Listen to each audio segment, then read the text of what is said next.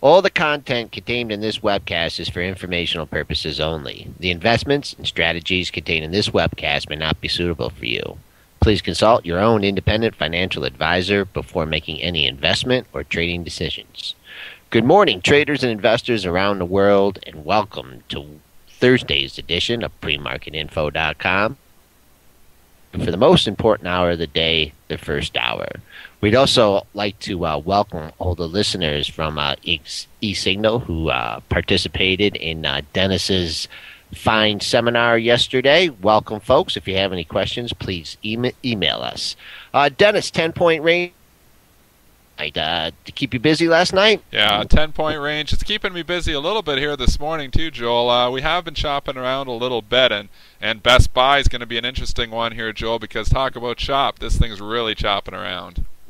Yeah, I see. It's had a unbelievable range here in the pre-market, attributed to earnings, I believe. Yeah, correct? Earnings report coming out here. They beat pretty good, but actually, believe it or not, stock sold off initially on the report, traded down into the 25 handle, has now rallied hard and is trading up at 27.85. There's this huge resistance up here, pointed out here on the chart for you, at 28 bucks. That's where we topped out a few days ago. So it looks like it might be trying to get up into that area. You wonder if that's going to put a lid on it, Joel. Let's go to fundamentals here, Dennis. I like Best Buy. I shop there. They got good deals. I mean, whatever I could save online going there, I'm not one of those people that do that. So let's get away from the fundamentals. Look at the technicals. That 28 is the number, Dennis. 27.95 is where we topped out the other day. The pre-market, we just got a spike. Boy, I would just be leery of that $28 level and use that as a swing.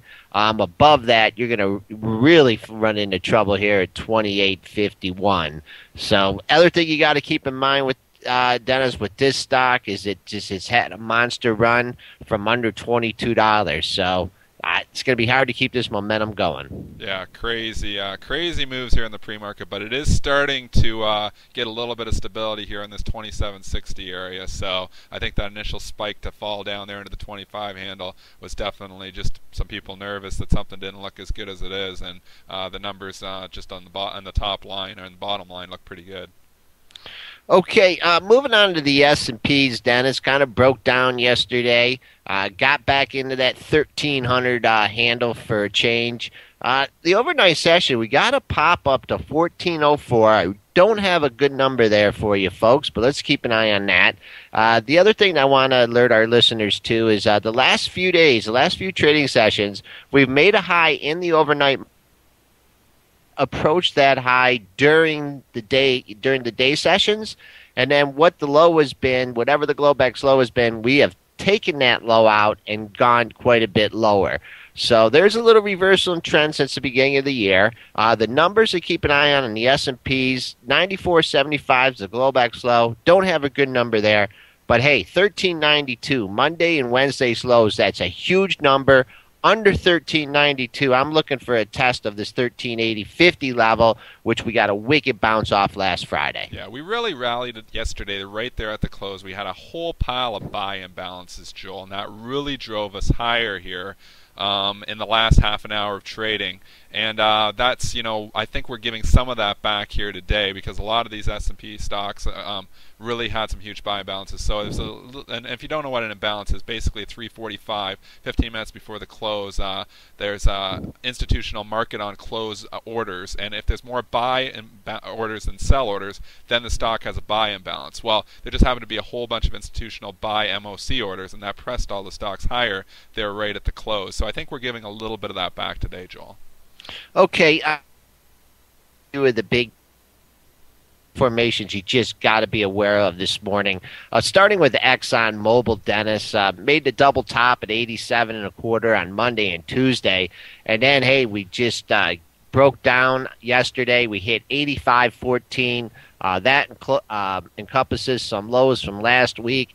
85 is a huge level. We're 30 cents away from that. If you're looking for a clue for the SPOOs to take out the 1392 level, keep an eye on 85 in Chevron Corporation, in Exxon Mobil. Similar pattern here in Chevron Corporation. pop, ran into a host of trouble at 108. Opened lower yesterday, kept going lower, hit 105.20. Now this stock is perched on major support here. 104.85 was Friday's low. The oils are trying to hang in here above major support.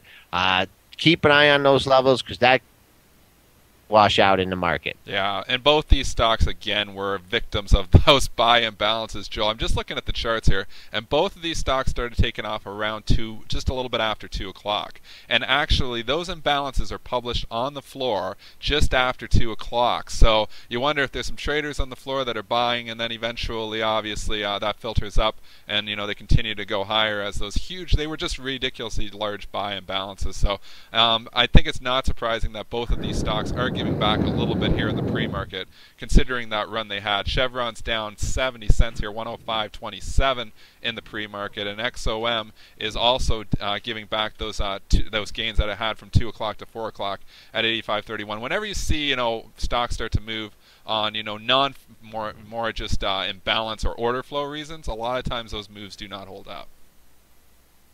When I got in here earlier this morning, Apple was trading at a nice level. It was hanging up there around 617, and I kind of wanted to alert our listeners to perhaps a low-risk trade if there's such a thing in Apple. You had the close at 617.62, Dennis, and then my secret number here, 616.46, I was going to use as a swing number. So I think if you could get short anywhere in the 16 handle and perhaps give it a stop above the close, which you can move there in a couple hundred shares. But I'm really looking at this as a big swing level. If it can't hold this, the close, which is not holding right now, I could easily see it get test yesterday's low at 610.31. Of course, a stock, trying to short a stock that keeps making a new all-time high every day is not very fruitful. No, it's always tough to do. But if you want to try an intraday short, Joel, I can see your argument here from 3 o'clock on. So if the full last hour of trading Apple yesterday topped out multiple times at 618. We had a close up there at 617.62. Call that whole area 618. Now, you're trading Apple. You got to give it some room because it bounces around. It trades you, like Joel was saying, 25, 30 cent spread a lot of times. So maybe you give it up to 619 if you're trying it here, 3-4 points of risk, and then maybe you go for 7 or 8 points to try to get a 2-for-1 risk ratio here. But that's maybe one way to play it. It started trading 619. I think it was breaking above that 618 area of resistance that it started forming yesterday. So then I'd be careful with my short. And if you're a swing trader and you don't mind risk 7 points, you can put a short here and go up to the all-time high. Just moving on real quickly, Dennis, to IBM. Double top there yesterday, 208.66 and 69. So you're only a point and a half away from that. So the market. Yeah, that IBM, that double top, we actually pointed that out on our second show there yesterday to our traders, and it did end up selling off there yesterday off of that double top. So that, is not a great sign for the bulls on this stock, and it could signify that we might have a temporary pullback in IBM, especially since it made a new lower low than it had the day before. Really went to sell off, actually. Just capitulated kind of at 215 yesterday. But it's bounced up a bit. In this pre-market here, there's absolutely no trades yet, but it is offered down just a little bit. But I think you might see some sellers coming if the stock starts to rally. Okay, we got to talk about Procter & Gamble, Dennis. You pull up the chart there, 6-8 lows here, 66.95. That's the level. I mean, you just can't bounce off a level that many times and then hit it again and go through. So miserably up at 68 a couple times. We're back here. We're sitting on major support. I don't know what it's going to take to get through there, but below 66.95, I think this thing could really wash out. This stock is ridiculously in a range here. You're right, Joel. 4 or 5 times there it's bottomed out in this area. I mean, until it cuts through that area, you probably do be a buyer there, but buyer beware. 5, 6 times eventually it could cut through there and it could cut through hard. The only thing it's got going for it, we were saying, there's been a little sector rotation. Some of the defensive names have been starting to get a bit stronger, and this would be considered one of those defensive names. So, but if you start to rally up into those high 67s, then there's that whole 68 level that we've been preaching about, and those high frequency guys are just sitting up there in the high 67s waiting to sell. Moving on, Dennis. to J&J. Did you get to participate in that closing print at all? Actually, I did, Joel. I did get a chance to participate in the closing print there. It had run up so much, I figured, well, it should maybe give some back here today. Actually, I covered it after hours, though, Joel. So I was going to take it home, and I was like, I took a quick 15 cents after hours, which maybe was silly. Maybe I should have held on to it. But there's no trades on this one. Well, actually, it is. It's trading 65.43, so it's down 19 cents. But again, here was another one that rallied up at the very end of the day, and it did take out that 65.50 seller that we were talking about, so maybe eventually it starts to run and get up to that 66 resistance area where there's all kinds of high-frequency resistance in the 65.90s in front of that 66 level.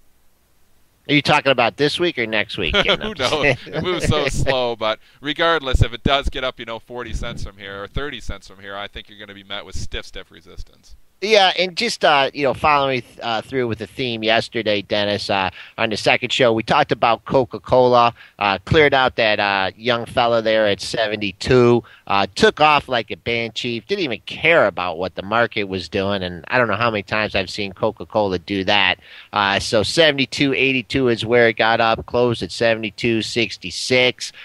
We'll see if it floats back down to that 72 area again, Dennis. A lot of times after that gigantic size is taken out, then it comes back to it. Yes, so let's right. keep an eye on that. You're right, Joel. Sometimes it does come back. This just happened to take out the size, pause for about 10 minutes to shake out anybody, that it could, and then the stock just took off. Like, that 72 was holding it down for a couple days there, Joel. So it's not surprising that it did get a good bounce after that. It took out that major seller, and it could come back. It could go either way. Just because it's broken out here doesn't mean too much. I think you still got to play this from a sector rotation play. If you see the defensive name starting to turn and get stronger again, this will probably be one of your leaders. Yeah, and just one final note in Coca-Cola, Dennis. Look at that volume yesterday. Yeah, it really spiked up, and that was probably due to a little bit to the fact that 350,000 share seller went pretty quick. You probably had 250,000 shares worth of high-frequency shorts there going, so they were probably so that added a little bit to the volume, Joel. Okay, what else is on the radar this morning? Well, we've had a couple other earnings reports here. We had Payless Shoe Source. Actually, this isn't an earnings report, though, but I just want to talk about it. Collective Brands is what they call the stock, or I still call it Payless Shoe Source. But there was a rumor some Korean retail company might be going to make a bid for it. So that's why this stock is up significantly in the pre-market. It's up almost 10%, trading $20.33 after closing at $18.44. Our intraday charts here just show, they don't show the pre-market action, so it's showing just yesterday's close, but it's actually in the pre-market trading significantly higher here, Joel, at $20.33. Holy mackerel. Well, this was a breakout, Dennis, that turned out to be a fake out. Would have been nice to trade this thing above 1870, as that had kept a lid on this stock for a long time. Now that is not going to come into play for a while, we just have to look at the pre-market activity. Ran into some trouble at 155. I think it's going to have a hard time approaching that in the pre-market. There's a seller out there, Dennis. He stepped down to 2075, so that's your first initial point of resistance. Really consolidating here at 2020. I'd be tempted to play this thing above 2075 from the long side and below 2020 from the short side. The only problem, I'm always scared when you're shorting stocks that are in play, because then all of a sudden, like I said it on the site too, when stocks are in play, technicals go away, and it's a scary thing, you could end up shorting this thing. I wouldn't want to take it home anyways, because a lot of usually these takeovers happen overnight, and you take it home short, and all of a sudden they get a 25 bid or something, you're like, ugh. So, anything can really happen when a stock is in play. So, when they're in play, I don't like taking them home short. Intraday are usually pretty safe. They rarely announce a merger during the actual intraday session. But, after hours is when that stuff happens. And if you take it home and there's a bid all of a sudden, I'm not saying it's going to get a bid, but that's the rumor right now. So, it could very well happen. Who, Dennis? Who? Well, some Korean company. They didn't, a Korean retail. I seen the name there, but I was too lazy. It was a private Korean company. Well, another key. I mean, if it's a private company, there's no way. But if if it's a U.S. company and the U.S. company perhaps is trading down, then that might be a key. Yeah. Well, a lot of time with the way the merge They has been go working, up. I you know. just buy somebody out and your stock goes up. Like we were talking there yesterday, it's ridiculous that the acquirers and sometimes the stock goes up. Where usually when you have a merger, the acquiree is the one that goes up and the acquirer goes down. But in the last few mergers, both of them have been going up. So, Yeah, perhaps I just hit the tape. Tyco is going to cancel part of the company to Penair because they want their stock to go up $7. yeah, craziness, Joel. Red Hat reported earnings here too, and this is a real good report as well. I think they announced a stock buyback to go along with the good report. 50 to or 51.39 is where it closed. It's trading 55.65 right now. The stock is taking off, making a new 52-week high. Breaking out over the old 52-week high of 54.01. So this stock is off to the races. Joel, Red Hat. Yowzer. Well, there's major resistance in Red Hat here at 1. That was the high back in '99. What was that high? Your audio? We're still having a little bit of audio trouble. What was the high you said there, Joel? 150, 150. So if it goes up 100 points from here, it's got some pretty good resistance. I was shorted. No, what you have to look at in this stock, Dennis, and it might not come into play today, but really 53.5 was really the lid on this thing for about 12 years. So we broke out above there. The only way I would try and play this thing, at least over the next couple of days, is hopefully it will come back into that area. And if it did come back into that area, you wouldn't be looking at such a gap situation. But long term, this thing really could be breaking out. So I'm not going to try and pick a top in this one. The only thing I can look at is in the pre-market. Someone's decided to sell some stock around the 56 level, 55.89, 55.99, 56.13, spotty highs in there. Let's call it 56. In case you get some short-term profit taking above 56, you have to be careful. Coming back on the downside, there's some short wishing to get out at 55 in this. So 55, 56, early range in Red Hat. Goes above or below. Man, Joel, market rolling over here just a bit. We had the jobless claims come out. They weren't great. We dropped another couple of bucks. So now we're down 5.5. So now here you are thinking, well, maybe, yesterday's imbalance move where a lot of people possibly, as professionals may have got short on that move. Now they're actually getting a little bit of follow through, getting a little bit of lead on if you did get short into those closing prices. What do you think here with the overall market starting to turn over? Well, I think that the professionals are reading my blog yesterday talking about this $1,400 in the S&P. That's a big level. I think we got to get back above there, close above there. If not, we're going to be looking at perhaps finally a correction and a heightened volatility. Shorter term, Dennis, you just got to keep an eye on this 1390 low. It was the impetus for an 8-point bounce. You still got to respect it. It's the low. It was yesterday's low, 1392. Below that, I'm looking for 1380. Pretty broad base too, Joel. I'm seeing your commodity stocks like we were pointing out, Chevron and Exxon there a little bit. I'm seeing, but I'm also seeing some of your defensive names and your financials trading down here as well, Joel. It's pretty broad based, like across the board. I'm seeing pretty much all sectors here down. 0.5% or so, just in line with fair value. So like where we were talking sector rotation and stuff, I'm not really seeing it so much in the pre-market here today. It'll be interesting if we start to see some sector rotation in the regular session when we get some decent volume. But right now, some of those oil stocks are trading weaker, and we've also got some of your financials which are looking to be weaker here as well, Joel. Okay, and we skipped over a little bit a Big Ten component that is really not worth talking about, but AT&T. Oh yeah, AT&T. AT&T hit that 52-week high.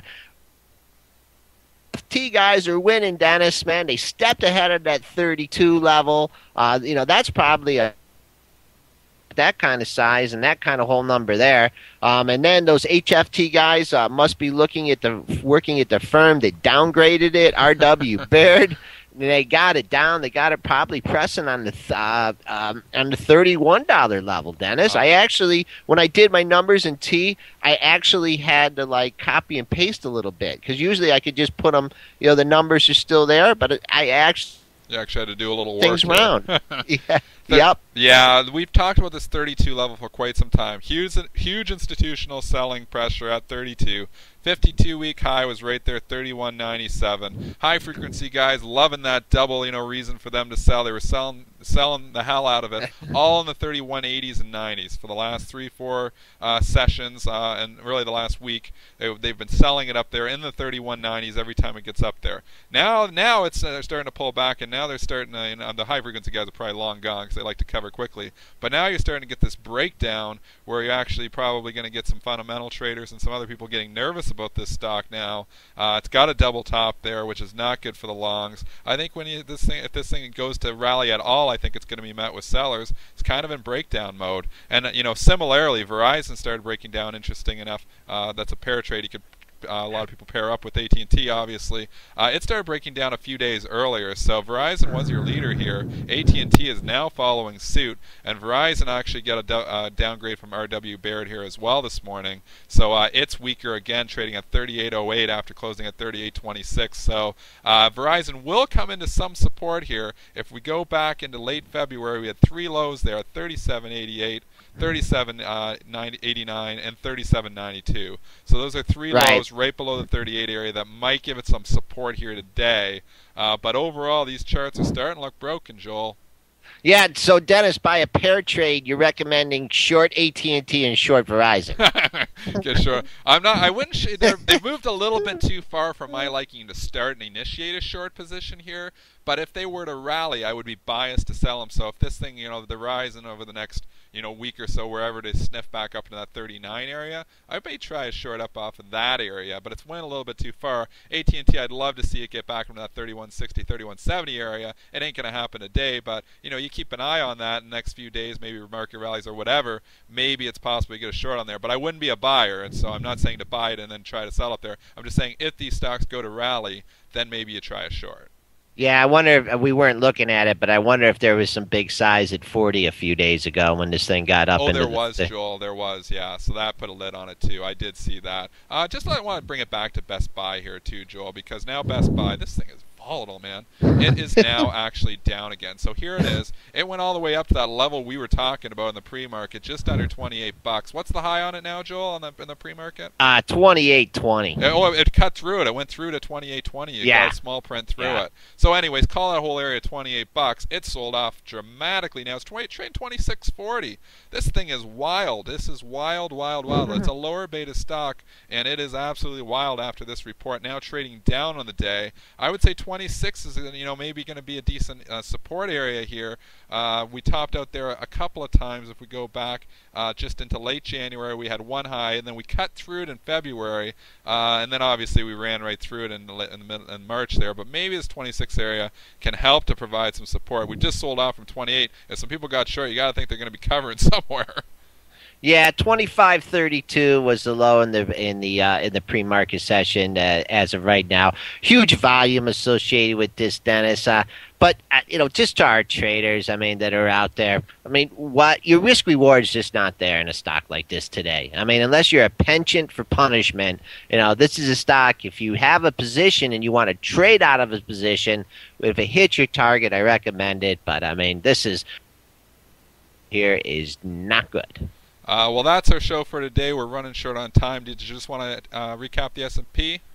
I think I've drove my point home, Dennis. Okay. People are probably sick of listening to me, and they wanna go hit that sell button. So that's our show for the day.